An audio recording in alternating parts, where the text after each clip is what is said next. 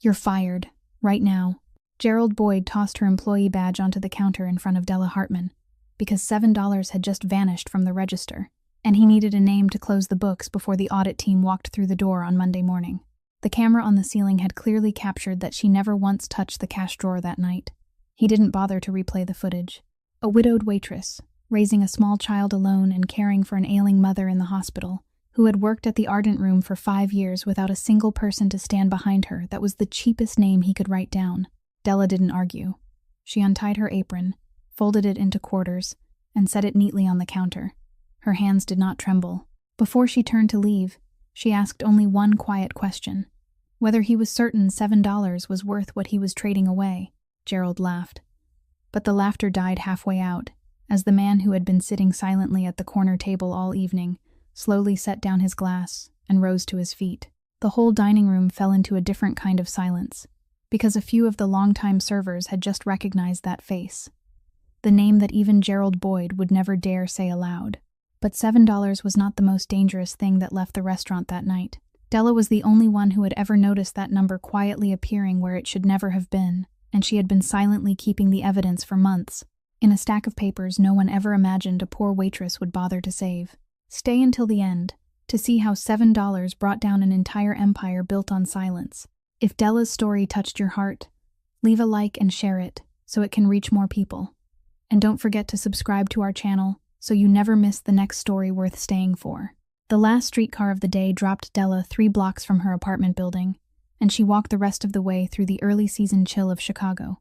both hands gripping the collar of her thin coat. She didn't cry. All along the way, she only kept turning the numbers over and over in her mind, numbers that had now changed their meaning completely. The rent due at the end of the week, the electric bill already overdue once, and the hospital charges that grew thicker every week like a ledger with no final page. 5 years of waiting tables at the Ardent Room hadn't given her any comfort or abundance, but it had given her one certain thing: a steady paycheck she could build her calculations around. Tonight, even that certainty had been wiped away by a man with one sentence and a card tossed onto the counter. She stopped in front of the door to her 3rd-floor apartment, drew in a deep breath, then shaped the corners of her mouth back into a smile before sliding the key into the lock. Inside, the smell of hastily cooked pasta still lingered in the tiny kitchen, and a bright, high voice rushed toward her almost at the same moment the door opened. Maisie, 8 years old, ran across the worn rug with a sheet of drawing paper held high above her head like a flag. The little girl cried out that she had finished it since the afternoon, and that her mother had to look at it right away, without waiting even 1 second. Della knelt down until she was level with her child, and every burden she had carried home from the restaurant seemed to be folded up and hidden somewhere deep inside her chest, leaving only warmth on her face as she looked at the picture. On the paper was the figure of a woman wearing an apron, carrying a tray in one hand, and wearing something on her head that Maisie explained with great pride was a crown. The little girl pointed to the crooked line of words underneath and spelled each word aloud. "My mom is my hero." Maisie said that in class, her teacher had asked every child to draw their hero, and the other kids had drawn firefighters and astronauts, but she had drawn her mother, because her mother worked all day and still came home every night smiling at her. Della felt her throat tighten, but she kept her voice calm, praised the picture, praised the crown, and asked her why the hero was carrying a tray. Maisie answered matter-of-factly that heroes had to work, of course, then giggled at her own reply. Della taped the drawing to the refrigerator door, right beside the older pictures with curled edges, then urged the little girl to go brush her teeth. The whole apartment was only as large as one corner of the dining room at the restaurant where she had just been fired. But under the warm yellow light, it was the entire world Della was struggling to keep from breaking apart. Once Maisie was tucked beneath the blanket, she asked her mother to keep reading the story about the little fox who had lost its way, the story they had left unfinished yesterday. Della sat down on the edge of the bed, opened the thin book, and read in the low, gentle voice that only her daughter ever got to hear. She read slowly, changing her voice for each character, until Maisie's breathing began to even out, and her eyelids drooped halfway through a sentence. Only then, sitting in the darkness of the small room with the steady sound of her daughter's breathing beside her, did Della allow her face to fall. She took out her phone and opened the last message from the hospital again, the line of text reminding her that the advance payment for her mother's next round of treatment had to be paid within 10 days. Her mother had been lying there for nearly 2 months, And every time Della came to visit, the older woman still tried to hold her daughter's hand, still asked whether her granddaughter was being good, as though she herself were the one who needed to comfort her daughter. That was why Della had gritted her teeth and stayed at that restaurant for so long,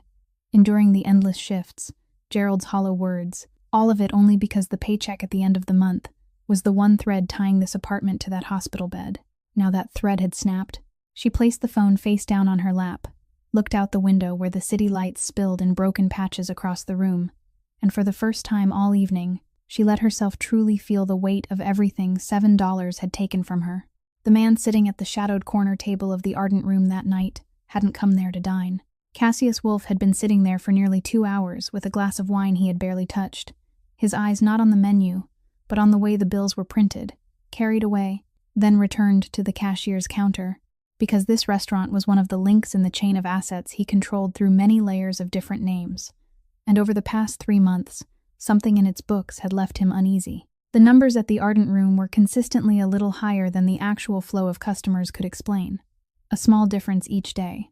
So small that no one would pay attention to it, but when gathered over many weeks, it became a smooth stream of money flowing toward a place he still hadn't been able to trace. Cassius wasn't a man easily fooled inside anything that belonged to him, and he had come here tonight to observe in silence, without warning, without attendance, just one quiet man among the crowd of diners, waiting to see which link inside this restaurant was lying to him. He hadn't expected that what struck his eye would not be a number on paper, but a human being. When Gerald Boyd threw the employee card onto the counter and fired the waitress over $7, Cassius recognized the absurdity of it at once, because no honest manager would be so quick to close the book on a shortage that small before an inspection, unless he was trying to hide something much larger underneath. And then he heard that woman, instead of begging or crying, ask only in a soft voice whether $7 was worth the exchange, a question so composed that it made him set down his glass and rise to his feet, because it had been a very long time since he had seen someone driven to the edge and still not lose her dignity. In the moment she folded her apron and placed it on the counter, Cassius saw again something he had buried a very long time ago. He remembered his mother, the woman who had spent nearly her whole life cleaning houses for wealthy families in this city, the woman who, one winter afternoon when he was 13 years old, had been accused by her mistress of stealing a brooch, then thrown out the door without anyone bothering to listen to half a word she had to say, even though she was innocent. He remembered how his mother had gone everywhere asking for work, with that stain of disgrace clinging to her like an ink blot that couldn't be washed away. He remembered the meals growing smaller day by day, remembered the way she still kept her back straight when she stepped into the homes where people hired her, until her health collapsed under poverty, and she died without ever being given a single apology. That death had taught Cassius one thing that later became the core of who he was. That in this world, the strong always believed the weak were incapable of striking back, and that arrogant belief was their greatest opening. He had spent all his youth climbing into the very world that had once crushed his mother, and when he finally stood in a place where no one dared speak his name too loudly, he set one rule for himself, the only rule he had never broken, that he could be cruel to anyone, but never to someone who had been pushed all the way to the bottom and was still trying to stand upright. So when the restaurant door closed behind Della Hartman that night, Cassius was no longer thinking about $7. He was thinking about how that manager had chosen the wrong person to blame, and how, for the first time after many months of searching, the money trail he had been hunting had accidentally revealed to him a thread to follow, pulled loose by the very woman who had just been thrown out through that door. He sat there a while longer, committing Gerald Boyd's face to memory, then quietly left before anyone had time to understand who the silent guest at the shadowed corner table really was. When Maisie's breathing had sunk completely into sleep, Della slipped away from the edge of the bed, as quietly as she could, went out to the living room, and reached up to the top of the cabinet, where she kept an old tin box behind a stack of folded towels. She brought it down to the table, sat beneath the faint pool of light from the desk lamp, and opened the lid. Inside was a stack of papers she had smoothed flat and arranged in chronological order, duplicate copies of bills that for many months she had quietly kept instead of tossing into the trash as usual. And now, under the late-night light,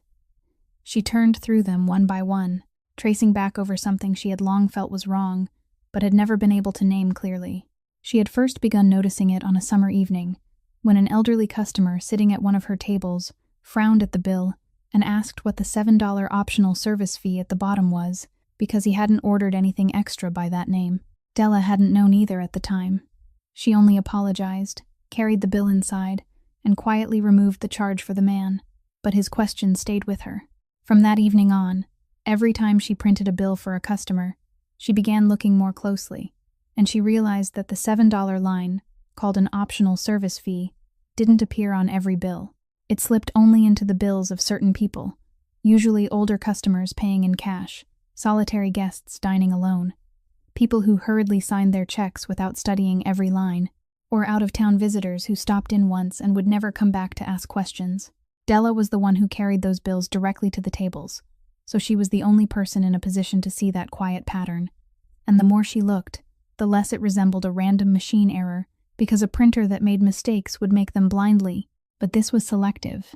This was clever. This knew exactly how to avoid the people who might speak up. She had brought this to Gerald Boyd 2 times. The first time, she placed a bill on his desk and asked whether that fee was part of a new policy she hadn't been told about. And Gerald only glanced at it, told her it was a system charge, an accounting matter, not the business of a waitress, then pushed the paper back toward her as though he were brushing away a fly. The second time, when she pressed more firmly and said that a customer had complained, he lifted his eyes to her with a cold stare and reminded her that there were plenty of people out there willing to take her job if she found it too full of questions. A sentence that made her understand silence was the price of keeping the paycheck that fed her mother and her child. So she had stayed silent, but she hadn't forgotten. And she did the only thing someone in her position could do. She began keeping those bills, one duplicate copy at a time, tucking them into this tin box, not because she knew what she would do with them, but because some instinct told her that one day, someone would need to see them. Now, beneath the late-night lamp, she turned to the final sheet and looked at the stack of papers growing thick in her hands. And for the first time she allowed that thought to take clear shape, that if the bills that had passed through her hands alone were already this many, then she didn't dare imagine how large the real number would be once the other tables, the other shifts, and the months before she had noticed were all counted too. She didn't yet understand the full scale of what she was holding. She only knew one thing for certain, that it was wrong at the root, and that the $7 that had cost her job tonight wasn't a coincidence, but a loose thread sticking out from a much larger piece of cloth. That night, after the restaurant had closed and the last of the servers had gone home, Gerald Boyd was still sitting in the cramped office behind the kitchen, his hands laced together on the desk, and he didn't feel the slightest relief, even though he had managed to push Della Hartman's name onto the report. On the contrary, the more he thought about it, the colder his spine became, because firing her hadn't been meant to punish a thief. It had been a hurried move to plug a hole he hadn't created himself, yet was sitting directly on top of. The $7 shortage in the cash drawer at the end of the day hadn't been stolen by anyone, and Gerald knew that better than anyone else. It was a small crack leaking out of the very surcharge system, running quietly beneath the restaurant's books. The hidden mechanism that added tiny amounts of money to customers' bills, then gathered them into a handsome stream of revenue. And sometimes, during the final reconciliation of the day, the numbers didn't line up as smoothly as they were supposed to. Normally, no one would pay attention to a difference that small. But this time was different. This time, an inspection team would walk through the door on Monday morning, and if they saw that mismatched number and grew curious enough to trace it back to its source, the whole surcharge mechanism would be dragged into the light. So Gerald had done what he believed was the cleverest thing in his panic. He turned a flaw in the system into a human mistake, writing in the log that the cause of the shortage had been identified and the employee involved had been dismissed. A neat little line for the inspectors to read, node over, and then turn the page without bothering to dig any deeper. He had just lit his second cigarette when his phone vibrated, and the name on the screen made his finger freeze before he pressed answer. On the other end of the line was Lionel Frost, and that voice wasn't loud, wasn't rushed, but so coldly calm that it was more frightening than shouting. Lionel asked whether he had finished handling that little matter at the Ardent Room, and when Gerald answered that the books had been closed cleanly, that someone had taken the blame, Lionel only let fall a reminder that this matter had better stop right there, that the inspection team must not be allowed to see anything deeper than a minor employee error. Gerald heard the line in that voice, the line he absolutely must not cross, and he understood very clearly that if everything came apart, the first person pushed forward as the sacrifice wouldn't be the man sitting in some distant regional office. It would be him, the manager whose name was signed on every paper in this restaurant. That very thought was what had driven Gerald, many months earlier, to begin doing something he had never told anyone about. Every time Lionel called or sent a message to give instructions, to explain how to cover the numbers, to remind him to adjust this or blur that, Gerald quietly saved it, copied every line of text, recorded every appointment, and hid them in a place Lionel would never expect. He hadn't done it out of courage or conscience, but because he was cunning enough to understand that in a relationship built on lies, the only thing that could save your life when the boat sank was a life raft the other man didn't know you were holding. When the call ended, Gerald sat motionless for a very long time in the smoke of his cigarette, telling himself over and over that he had closed the books properly, yet unable to shake the vague unease that the woman he had thrown out the door tonight might not have left as empty-handed as he believed. 2 days later, just as Della stepped out of the coffee shop where she had submitted an application for a dishwashing job on the night shift, a dark-colored car pulled up to the curb directly in front of her, and the man who stepped out from the back seat was the quiet customer from the shadowed corner table on the night she had been fired. Della stopped short, and her first reaction was not fear or curiosity, but a quiet wariness. She took half a step back, tightened her grip on the strap of her bag, and looked straight at him without lowering her eyes, even though she had already realized, from the way her former co-workers had whispered, that this was not an ordinary man. Cassius recognized that at once, and that was exactly what drew his attention, because he was far too used to watching people change color when they knew who he was. Some became eager and flattering, some turned pale and looked away. But the woman standing before him did neither. She simply stood there, kept her distance, and waited for him to say what he wanted. He introduced himself as Cassius Wolfe, without adding any title or boastful word, then said plainly that he had been at the restaurant that night and had heard the question she asked the manager before she walked out the door. Della studied him in silence for a moment, then asked what a man like him could possibly care about a waitress being fired over $7,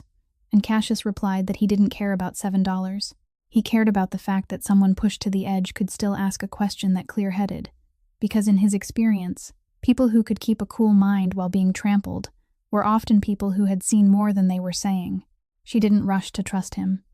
and she said so directly. She told him she had no reason to tell her story to a stranger who had just stepped out of an expensive car, that kindness from people in his world usually came with a price that people like her couldn't afford to pay. Cassius didn't argue. He only nodded, acknowledging that her suspicion was reasonable, and then he did something that surprised her. He didn't make promises, didn't tempt her, and only said that he believed the $7 charge wasn't an isolated number, and that if she had ever noticed it appearing where it shouldn't have been, then perhaps she and he were looking at the same thing from two different sides. That sentence touched the very thing Della had been losing sleep over for several nights, and after a moment of hesitation, she decided to offer a small test instead of her full trust. She opened her bag, took out 3 bills she happened to be carrying, and held them out to him. Not the whole stack hidden in the tin box, only 3 sheets, just enough to see how he would react. Cassius took them, and when his eyes passed over the line that read $7 optional service fee printed at the bottom of each one, his whole face changed in a way so slight that only someone as observant as Della would have noticed, because in that instant he had fit together the missing piece he had been searching for through many months. The trickling stream of money he had chased without finding its source had now taken shape on the 3 pieces of paper in his hand, and they had been given to him by the very woman who had just been pushed out through the door of the place where it was born. He looked up at her, and this time there was a different kind of seriousness in his eyes. He told her that those papers were more dangerous than she realized, that she had accidentally kept in her hands something many people would do anything to make sure no one ever saw, and that from this moment on, whether she chose to trust him or not, she needed to understand that she was no longer truly safe. Della looked at him for a long time, and she didn't answer right away, but she didn't walk away either,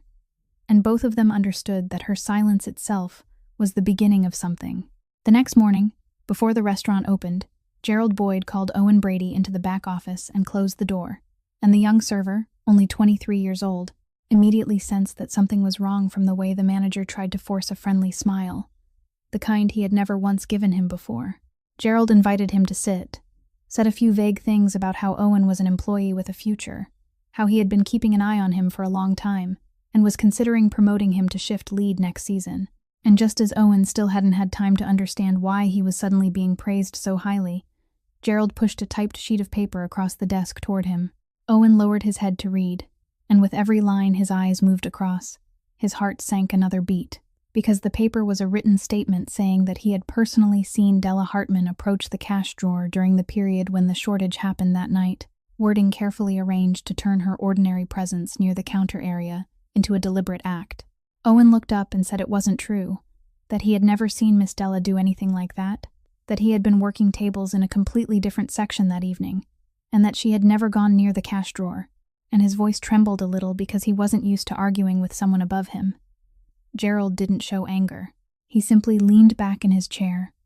watched Owen with a calm, calculating look, then gently reminded him that this was only a procedure to complete the file before the inspectors arrived, that the matter was already over, and Della was already gone, and that his signature wouldn't change anything except help everything close neatly. When Owen still hesitated, Gerald shifted his tone so slightly, but sharply enough for the young man to understand. He said Owen was young, that he still had a whole road ahead of him, that he was supporting his mother and still paying off his college loans, and that in this difficult economy, someone whose file carried a reputation for not knowing how to cooperate with management would have a very hard time finding another place willing to hire him. The sentence wasn't an open threat, but it hung suspended in the small room, like a noose lowered right above Owen's head, and he understood very clearly what Gerald didn't say outright, that if he didn't sign, the next person pushed out through this door would be him. Owen sat there with the pen in his hand, and through a few long, endless seconds, he saw in his mind Della's kind face, the older coworker who had once traded shifts with him on the day his mother was hospitalized, who had quietly saved him an employee meal on the nights he worked late and didn't have time to eat anything, who had never spoken a harsh word to him in the 2 years he had worked here. He knew very well that putting his pen to this paper meant betraying all of that, meant adding one more brick to the wall people were building to bury an innocent woman, and that knowledge left his palm soaked with sweat. But then he thought of his mother lying at home waiting for medicine money, thought of the bills piled on the kitchen table, thought of the bare fear of a young man who had nothing in his hands except this unstable job, and in the end, that fear won. Owen signed, his handwriting crooked and misshapen, nothing like his usual signature, then pushed the paper back to Gerald without daring to look him in the eyes. When he stepped out of the office, the morning sunlight pouring through the restaurant windows suddenly became painfully harsh, and he realized that the weight pressing on his chest now would not fade with the day, that he had just traded the peace of his conscience for a place to stand that he was no longer sure he wanted to keep. Lionel Frost wasn't the kind of man who let a smoldering threat grow on its own, and when Gerald reported back that the waitress who had been fired didn't seem willing to disappear quietly as expected, he immediately decided to strike first, before Della had time to become a real problem. Within only a few days, a story began to spread through the narrow little world of restaurants and diners around the area, a story released with care through several phone calls and a few suggestive remarks placed exactly where they needed to be, saying that a waitress had just been dismissed from a fine dining restaurant for being involved in some shady money matter, that she had been caught cheating, and that they had quietly let her go to avoid scandal. That rumor didn't need evidence. It only needed to be repeated often enough by enough mouths, and before long, Della felt its consequences directly and brutally, because the coffee shop that had once promised to call her back about a night shift dishwashing job suddenly informed her that they had hired someone else, and the 2 other places where she had applied didn't even bother to return her calls. She called a manager who had once shown some sympathy toward her, and after a strained, awkward pause, the person lowered their voice and advised her that it would be better if she looked for work in another neighborhood. Because here, her name was now tied to a kind of bad reputation no one wanted to touch, even though that person admitted no one truly knew what had or hadn't happened. Della put down the phone and stood motionless in the middle of her small kitchen, feeling for the first time the cruelty of a weapon she had no real way to defend herself against, because she could argue with a specific accusation, but she couldn't argue with a shapeless whisper, a shadow that had been released and was quietly choking every doorway before she even had a chance to knock. But the thing that truly chilled her came that evening, when her phone lit up with a message from an unknown number with no name attached. The message was written in a tone so polite it was horrifying. It said the sender only wanted to remind her of the things that truly mattered in her life. That a mother, raising a young child alone while carrying a growing hospital debt, should be careful to keep her record clean, because agencies responsible for children were always very concerned about whether a child was being raised in a stable and healthy environment, and that it would be such a shame if someone sent them information that made them question her ability to care for her daughter. By the time Della read that far, the hand holding her phone had begun to tremble, not from anger, but from a primal, freezing fear rising from the deepest place in a mother's heart, because whoever stood behind this message had been cruelly intelligent enough not to aim at her money or her honor anymore, but straight at the one weak point that could make her collapse completely, the little girl sleeping soundly in the room on the other side of the wall. She hurried to the crack of her daughter's door, eased it open, and looked inside to see Maisie still sleeping peacefully, one arm wrapped around her old stuffed bear, her small innocent face knowing nothing of the storm closing in around her mother outside that door. And it was precisely that carefree peace on her child's face that made Della's chest tighten even more, because she understood that she would have to carry the full weight of this alone, and absolutely not allow even a trace of its darkness to touch the clear little world her daughter lived in. She stepped back, softly closed the door to her child's room, then sank down onto the chair in the corner of the dark kitchen, covered her face with both hands, and in that moment she felt as though she had been driven into a corner with no way out, stripped of her job, stripped of her good name, close to losing even the ability to support her child, and threatened with the most precious thing in her life. But amid the fear rising over her head, something else also began to kindle inside her, low burning and hard, the anger of a mother forced against the wall, the feeling that if they had dared to touch her child, then she no longer had anything left to be afraid of losing. The call from the hospital came early the next morning, just after Della had gotten Maisie fed and sent her over to the kind neighbor's apartment so she could go to school, and the calm voice of the nurse on the other end told her that her mother's condition had worsened overnight, that the doctors said she needed to be moved to a more intensive course of treatment as soon as possible, and that the cost of this new round of treatment would have to be arranged within the short time ahead. Della stood still in the kitchen with the phone pressed to her ear, and she felt as though the ground beneath her feet had tilted slightly, because the timing of this terrible news couldn't have been more cruel. It had come just as she had lost her job, just as she had been smeared so badly that no place would take her, just as her own child had been threatened, and now the last thread keeping her mother in treatment was fraying right before her eyes while she stood helpless. Unable to hold it together, she hung up, stood motionless for a long while, then quickly wiped her face, put on her coat, and caught the bus to the hospital,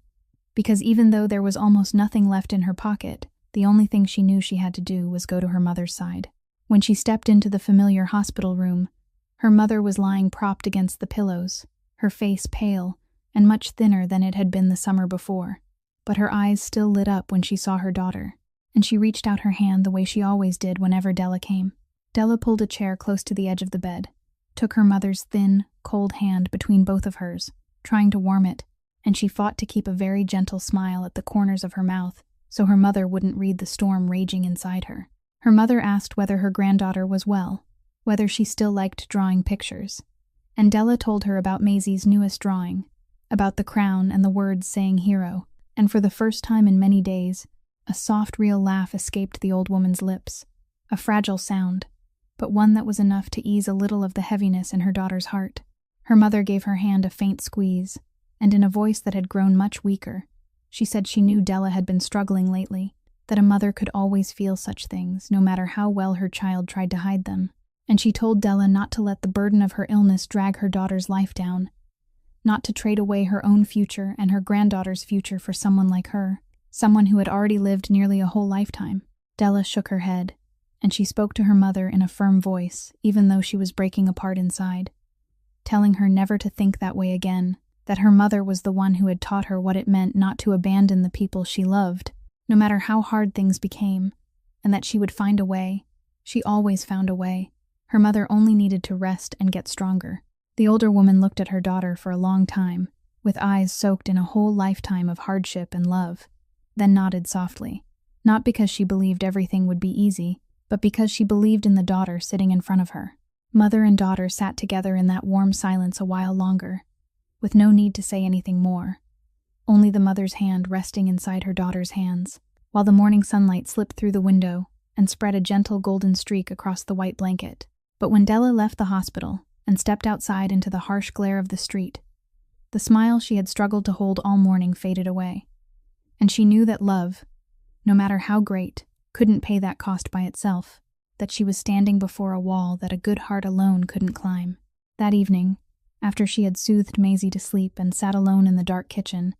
Della felt the full weight of the past few days gather and press down on her shoulders all at once, and for the first time since the night she had been fired, she allowed herself to cry, silently and without a sound, her shoulders trembling in the shadows of the small room. She had lost her job, had been smeared so badly that no place would take her, had been threatened even in her right to be a mother,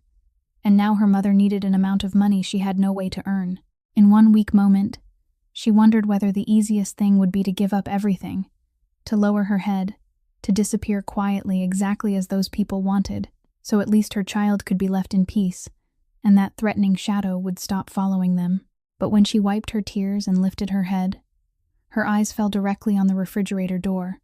where Maisie's drawing was still taped beneath the dim light, the picture of the woman wearing a crown and carrying a tray, with the crooked little words calling her a hero, and something inside Della's chest suddenly hardened. She asked herself one very simple question, that if she collapsed now, if she allowed their lie to become the truth only because she wasn't strong enough to fight it, then how would she look into her daughter's eyes later? What would she teach the child about standing upright before what was wrong, when she herself had chosen to bow down the very first time she was tested? And the longer she sat in that darkness, the more she realized one essential thing that fear had blurred over the past several days, that everything they were using to destroy her was only words, a rumor without proof, an accusation that wasn't real, a threat hidden behind an unnamed number, and that a lie, no matter how many mouths repeated it and no matter how loudly it was told, could never turn itself into the truth. It only had power as long as no one placed something real on the scale against it. And that real tweiling was in her hands. It was right there in the tin box on top of the cabinet, a stack of paper bills she had quietly gathered for months, silent but solid evidence that no poisonous whisper could erase. They could invent a story about her,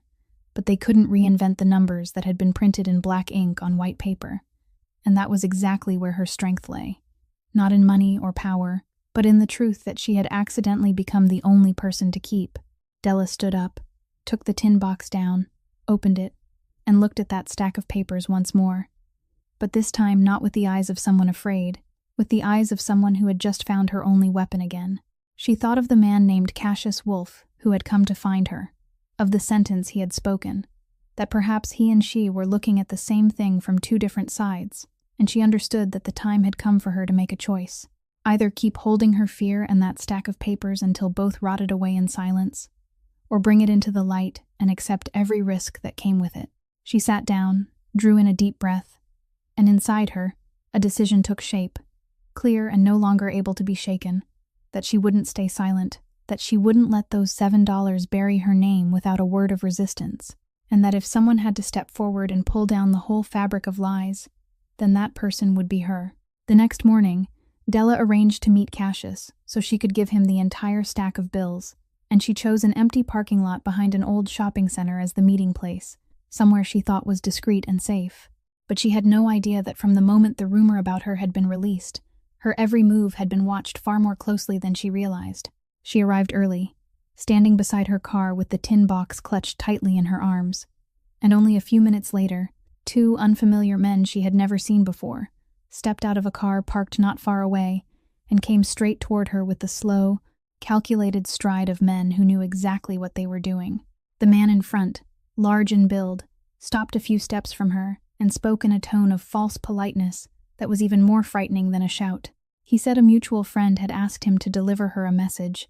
that the mess of papers she was holding so tightly in her hands would be better forgotten, better burned, and that a wise woman with a young child at home should know when to stop before things went too far. Della stepped back, her spine touching the side of her car, her heart pounding hard, but she tried to keep her voice from shaking, as she answered that she had nothing to say to people who didn't dare give their names, and she hugged the box more tightly against her chest, as though she were holding the last thing she had left. The man gave a mocking laugh, then held out his hand and demanded that she give him the box, and when she shook her head, he took another step forward, the safe distance between her and them vanishing, and in that instant fear rose up and filled her throat. But just as his hand was about to touch the box, a deep, cold voice sounded from behind them, a voice that wasn't loud at all, yet had enough force to make both men freeze at once. as if an invisible hand had pressed them down. Cassius Wolf stepped out from between two rows of cars, unhurried, without a single wasted movement. And behind him, two of his men quietly spread out to either side, and the manner of his appearance alone was enough to reverse the entire balance of power in the parking lot. He asked them whether they knew whose ground they were standing on, and when the large man turned and saw his face clearly, the blood seemed to drain from him, because he had just recognized a name that even men like him had been warned never to touch. Cassius didn't need to say much. He only walked closer at a slow pace, his eyes locked on that man, and in that terrifyingly even voice, he said that from this moment on, this woman was under his protection, that whoever had sent them here today should listen carefully. Touching her or her daughter meant touching him, and that he advised them to go back and repeat those words very carefully to the person who had paid them. The two men didn't dare answer with even half a word. The aggression they had shown earlier vanished without a trace, and they backed slowly toward their car beneath the unblinking stare of Cassius's men, then hurried away, leaving the parking lot abruptly quiet again. Della stood there, her back still braced against the side of the car, both arms still wrapped around the box, and it took her a moment to realize she was trembling, not exactly from fear, but from the strange, unfamiliar feeling that for the first time in so many days, someone had stepped between her and the world that wanted to crush her. Cassius turned to her, and all the coldness from a moment earlier disappeared from his voice. He asked if she was all right with a calm concern that felt sincere. Della looked at him, and instead of thanking him right away, she asked why he was doing all this for a stranger like her. Cassius was silent for a moment, then answered that there were things in his past that made it impossible for him to stand by and turn away when someone was being driven into a corner by people stronger than they were, and that if she was willing to trust him a little more, he promised he would help her turn this whole matter back over, not through fear, but through the truth she was holding in her hands. Cassius took Della to a small, quiet coffee shop a few streets away so she could steady herself, and they sat across from each other at a wooden table in the corner, the tin box placed between them like a silent witness to the alliance slowly taking shape. Della was still shaken, and she asked him again what she had asked in the parking lot, why someone in his position would care about protecting a fired waitress he didn't even know, and this time Cassius didn't avoid the question. He didn't tell a long story. He only said softly that a very long time ago, he had watched a woman he loved be falsely accused and trampled by this very world of power until she had nothing left, and that ever since then, he had promised himself he would never stand still and watch that scene repeat itself again if he had the power to stop it. He said only that much, then stopped, but there was an old pain in his eyes deep enough for Della to understand that behind those few brief words was an entire story he didn't need to tell for her to feel it. And for the first time, she looked at the powerful man before her, not as some distant force to be wary of, but as a human being who had carried wounds of his own. The guardedness inside her softened a little, and she quietly said she was sorry for what he had been through, a simple but sincere sentence, and Cassius gave a faint nod, accepting it without adding anything more, because both of them understood that some things only needed to be acknowledged, not comforted.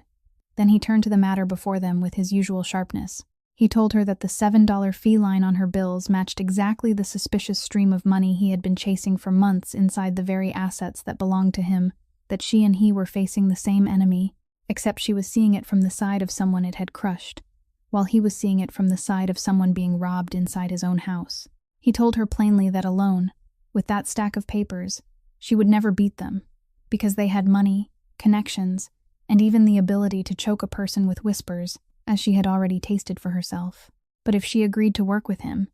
if they combined the bills she was holding with what he could dig up from the inside, then the balance would change completely. Della waited in silence, and she said she wasn't used to trusting other people, especially not now, when trust had already cost her so many times. But she also admitted that she had reached the end of the road, and had no better choice than to place a wager on the man who had stepped between her and them when no one else had. Cassius told her he didn't demand that she trust him completely right away. He only asked her to believe one single thing, that he hated people who preyed on the vulnerable even more than she hated them, and because of that, their goal was now the same. There was something in the way he spoke, direct without ever being condescending, treating her as an equal rather than as some pitiful person in need of charity, that finally allowed trust to begin taking root inside Della.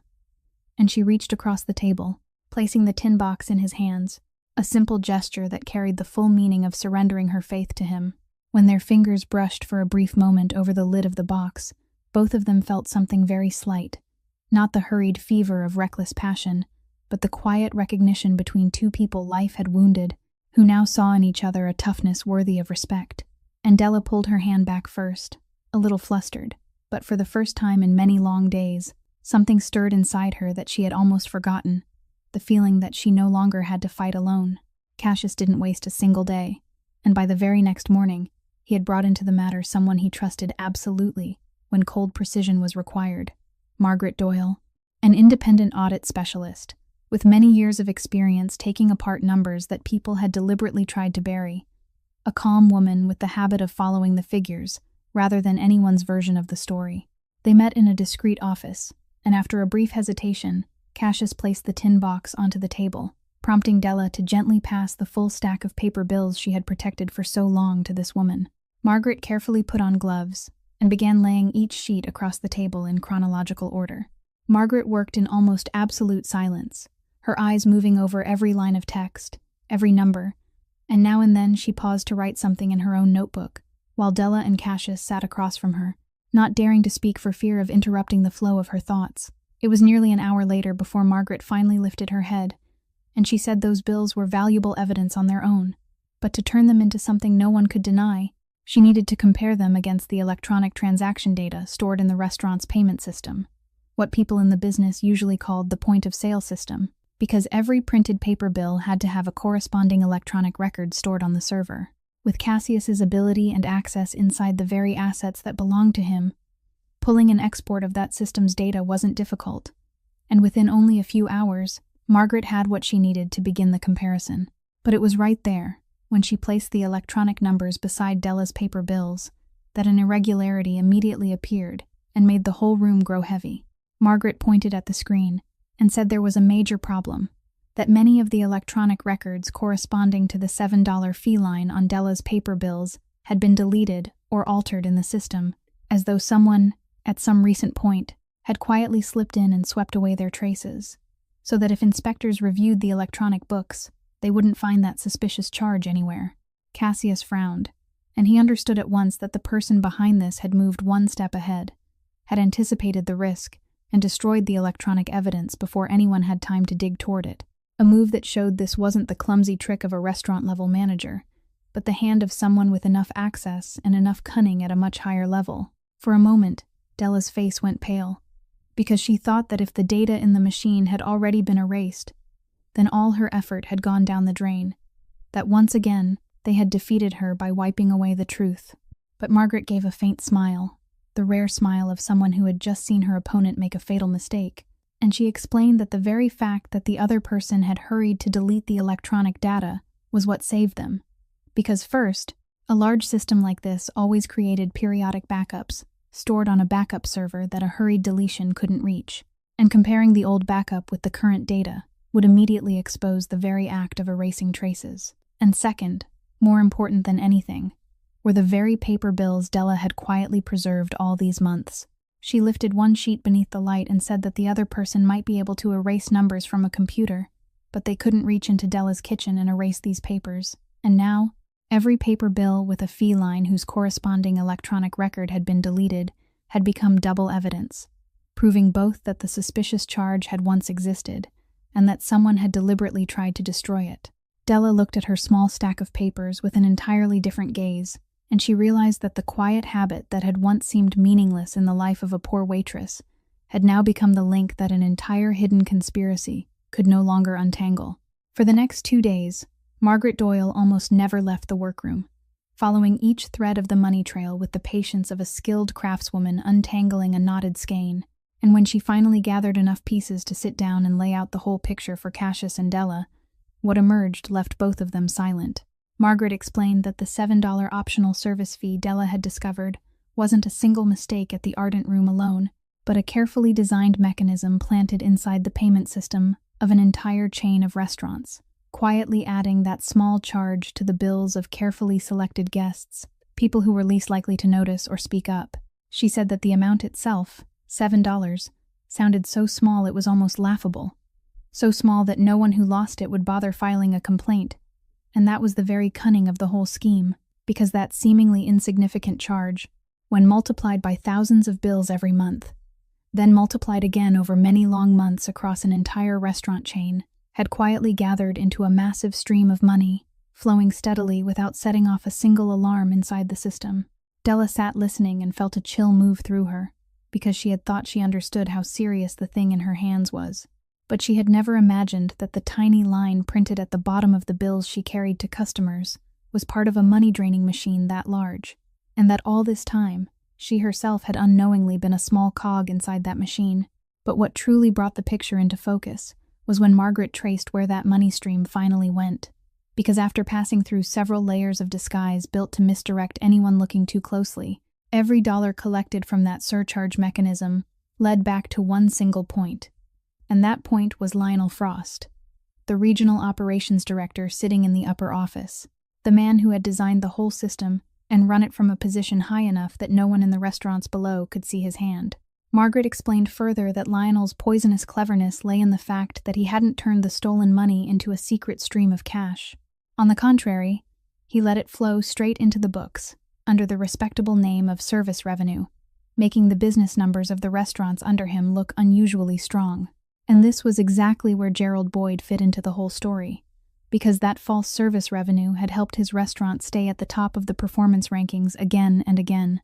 bringing him praise, bonuses, and a position he understood very well had been built on the foundation of a lie. That was why he had turned a blind eye, and had been willing to throw an innocent woman out as a sacrifice to protect that rotten foundation from being examined by the inspectors. Cassius listened to everything with a face that grew darker by the moment, because now he fully understood the enemy he was facing. A man who had been sitting inside his own operation, using his own assets as tools to pick the pockets of thousands of people. And Margaret ended with a sentence that all three people in the room felt deeply. That this entire sophisticated machine, worth a great deal of money and built so carefully so no one would ever see it, had finally been sparked and exposed by one poor waitress who had cared enough to pay attention to a number all those clever men had believed was too small for anyone to bother noticing. Cassius chose a solemn conference room on the upper floor of a building he owned as the place for the confrontation, and he summoned exactly the people who needed to be present: Lionel Frost, Gerald Boyd, Margaret Doyle with her complete file, and Della Hartman, the woman who, even as she stepped into that room, still had no idea that this morning would decide the course of her entire life all over again. When Lionel walked in and saw Della sitting there, a flicker of confusion crossed his face before he managed to hide it behind his professional calm, because he had not expected the woman he had ordered silenced to be sitting openly in a room like this, under the protection of a man even he had to fear. Gerald turned pale from the very second he crossed the doorway, his hands clenched tightly together, his eyes darting again and again between Lionel and Cassius like an animal realizing it had just stepped into a trap. Cassius sat at the head of the table, unhurried, and he allowed the silence in the room to stretch for several heavy seconds before he spoke. When he did, his voice wasn't loud, and there was no showy anger in it, only a steady coldness like steel, the kind of voice that frightened people more than any shouting ever could. He said he had invited everyone here not to argue about who was right and who was wrong, because that had already been answered clearly on the pages laid out before them, but only so that each person could see with their own eyes what they had believed they had successfully buried, now being brought into the light. Lionel tried to salvage the situation, speaking in the smooth voice of a man used to controlling meetings, saying this must surely be an unfortunate misunderstanding,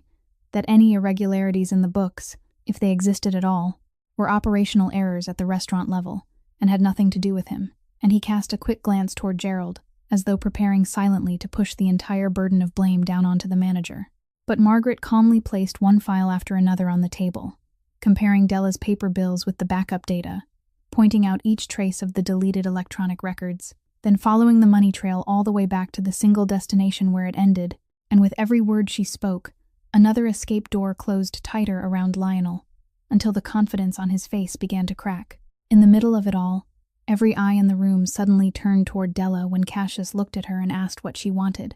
after everything that had been done to her, whether she wanted her position restored, her name cleared, or compensation for the days she had just endured. The whole room waited for her answer, and Lionel leaned forward slightly,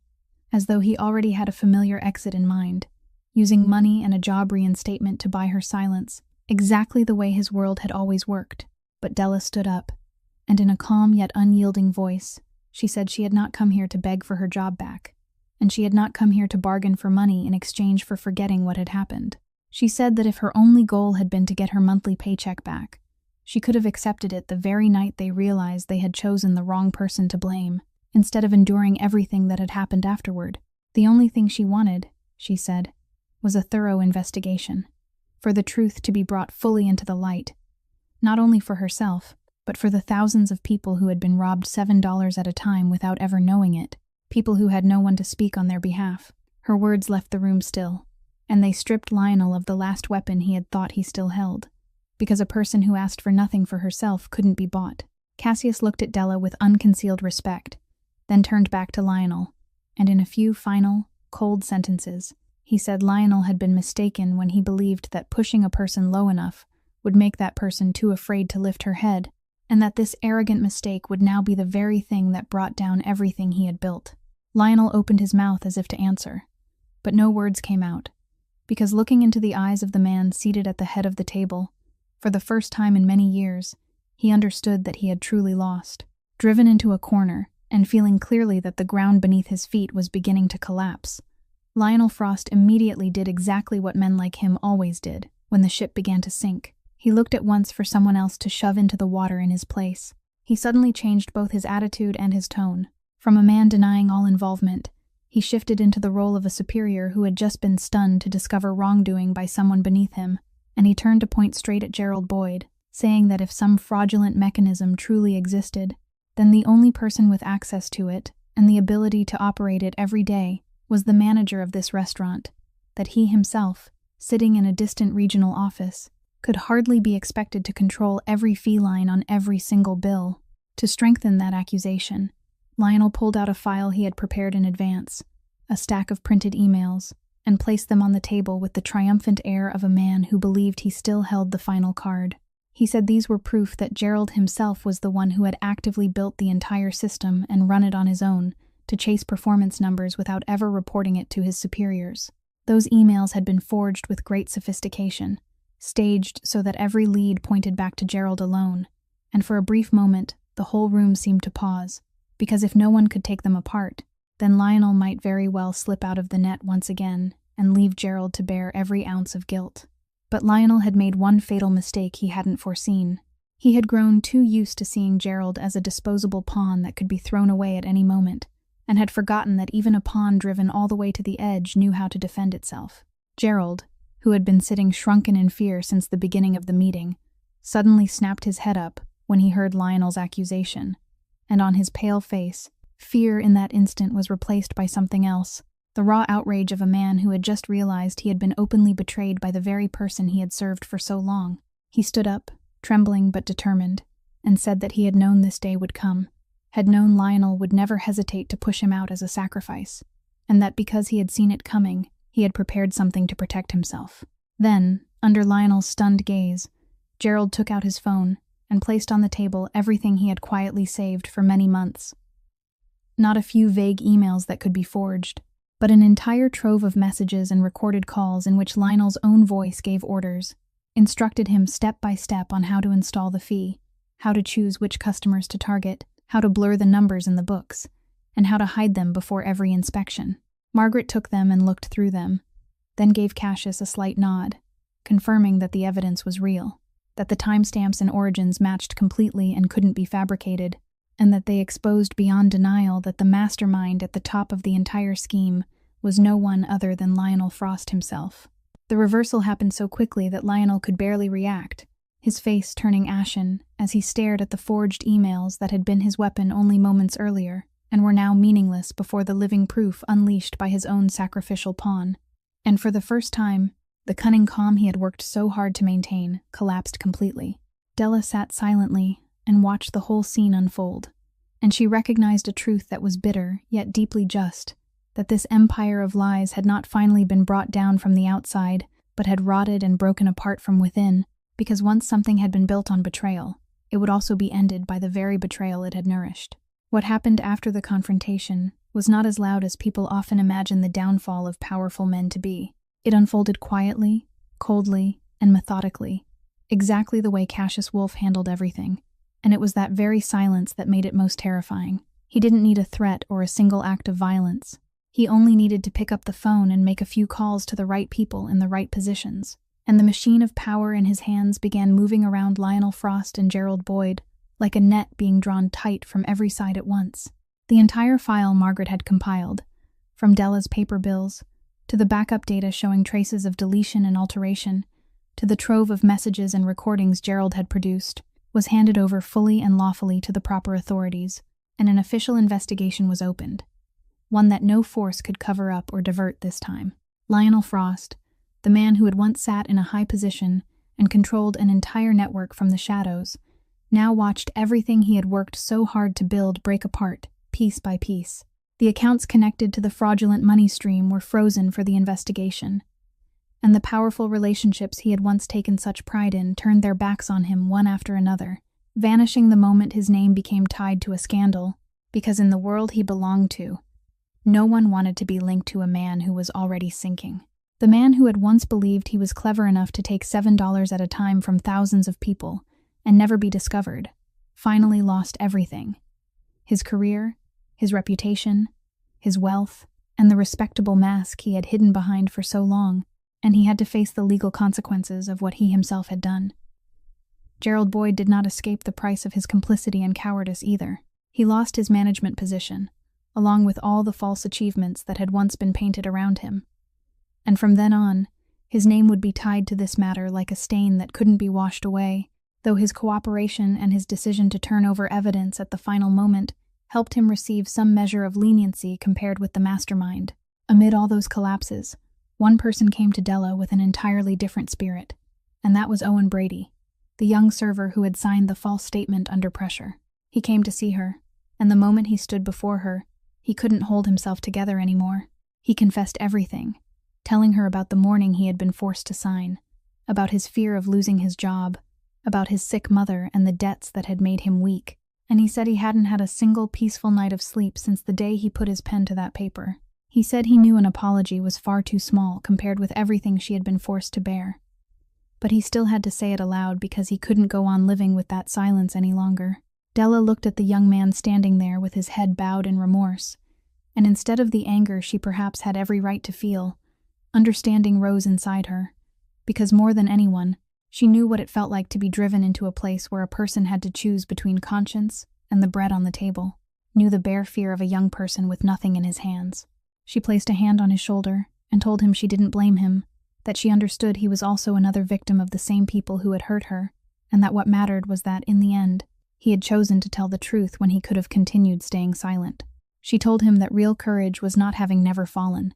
but daring to stand back up and make right what he had done wrong, and that forgiveness from her lifted from the young man's shoulders the burden he had thought he would have to carry for the rest of his life. A few weeks later, when Della came to the hospital with a heavy worry pressing on her heart,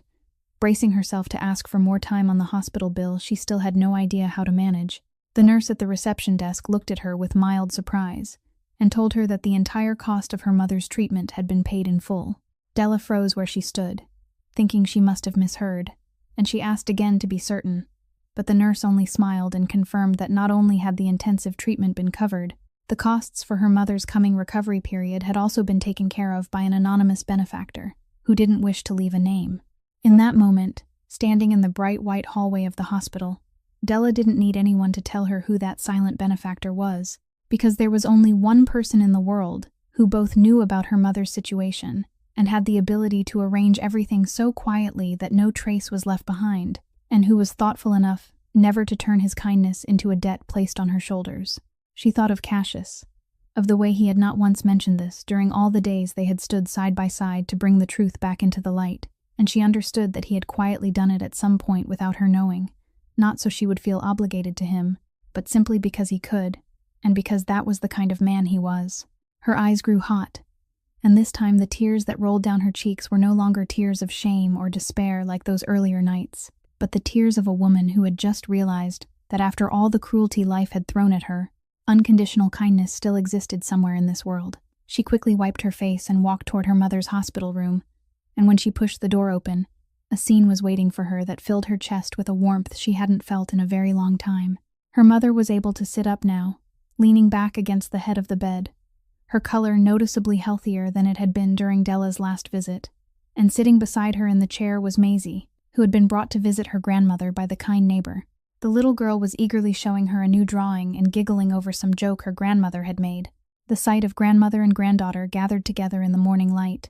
the clear laughter of the child mingling with the voice of the older woman that had regained a little of its strength, was everything Della had fought to protect through the dark days just past. And she stood silently at the threshold looking at it for a long while, not wanting to move for fear the precious moment might vanish. When Maisie was taken out into the hallway by the neighbor so mother and daughter could have a little time alone, Della came to sit beside the bed and took her mother's hand, a hand that was warmer now and able to squeeze her daughter's much more firmly than before. Her mother looked at her daughter for a long time with knowing eyes, and though no one had told her the whole story, with a mother's instinct, she knew her child had just passed through an unbearably difficult road. She gently squeezed Della's hand and said in a voice that was clearer now that she was proud of her, not because she had defeated anyone or gained anything, but because in her most desperate days, she still hadn't traded away her integrity for an easier path. She said people could take a person's job, money, even their good name in the eyes of the world for a time. But there was one thing no one had the right to take unless we willingly handed it over, and that was our dignity, the way we kept ourselves upright when no one forced us to do so. Della bent her head and pressed her mother's hand against her cheek, and in that hospital room filled with morning sunlight, for the first time in many days, she felt the weight she had been carrying finally fall away, and felt that everything she had struggled to endure had been worth it. The official investigation finally concluded with a clear and public finding that Della Hartman was completely innocent, that she had never touched a single dollar, and that her dismissal from the Ardent Room had been nothing more than an attempt to shift blame onto her in order to hide a far greater wrongdoing. The name that had once been smeared by groundless whispers was now fully restored before everyone who had ever heard the false story about her. But what made Della proud was not only that her own honor had been returned to her, but that the thousands of people who had been quietly drained of $7 at a time without ever knowing it were now given back what had been taken from them. The elderly guests, the solitary diners, the ordinary people no one had bothered to speak for all this time. With the compensation she received after everything, Della did not use it to buy herself an easier life, as many people might have imagined. Instead, she chose to establish a small fund dedicated to helping and protecting poor workers who had been treated unfairly. Housekeepers, servers, and people who did quiet, overlooked work, and were so often treated as though they had no voice, so they would have a place to turn and someone to stand on their side whenever they were pressed down by those with power, exactly as she herself had once longed for during the loneliest days of her life. On the wall of the small office where the fund was based, Della had the first bill she had ever noticed with that $7 feline placed inside a simple glass frame, the one from a distant summer evening, and beneath it she had a line written to remind everyone who walked in that no injustice is ever too small to deserve being spoken of, and no human being is ever too insignificant to deserve the protection of their dignity. Cassius remained in her life, not with flowery promises or grand gestures, but through a quiet and steady presence. He became her companion, the silent supporter of her work, and between two people who had each carried wounds of their own, a deep feeling began to grow, built on respect and understanding, a kind of love that did not need to be named in haste but simply kept growing naturally with the years, warm and solid. And every afternoon, when Della watched Maisie running and playing in the yard beside her grandmother, who had recovered and now sat smiling gently beneath the sunlight, she understood that everything she had endured had finally blossomed into something more beautiful than she had ever dared to dream. Della's story leaves each of us with something simple yet profound, that a person's worth is never measured by the position or possessions they have, but by the way they keep themselves upright in their hardest moments, and that sometimes, when just one person dares to care about something everyone else considers too small to matter, an enormous injustice can be dragged into the light, because goodness and kindness, no matter how quiet they may be, always carry a power that evil can never fully foresee. If this story has touched your heart, please click like and share it to spread this beautiful message to even more people, and don't forget to subscribe to our channel so you can listen to more moving and meaningful stories every day. How do you feel about Della's story? Which character did you love most? And which part moved you the most? Please leave a comment sharing the feelings from deep within your heart, because we always hope to hear your sincere thoughts. May everyone listening to this story always have abundant health, a joyful life, peace, and serenity every day. Goodbye, and we'll see you again in the next stories.